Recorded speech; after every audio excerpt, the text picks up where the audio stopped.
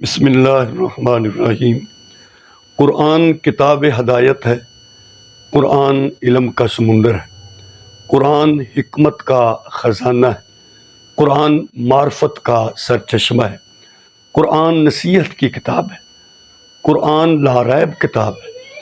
قرآن یہ اتنی عجیب کتاب ہے کہ کچھ لوگ قرآن پڑھ کر قاری قرآن بن جاتے ہیں، کچھ لوگ حافظ قرآن بن جاتے ہیں، کچھ لوگ عالم قرآن بن جاتے ہیں، کچھ لوگ مفسر قرآن بن جاتے ہیں، کچھ لوگ داعی قرآن بن جاتے ہیں، کچھ لوگ ناشر قرآن بن جاتے ہیں، اور کچھ لوگ نصیب والے، قسمت والے عاشق قرآن بن جاتے ہیں۔ جس کو اس کی محبت نصیب ہو گئی، اللہ اس کی دنیا اور آخرت کو سنوار دیتا ہے۔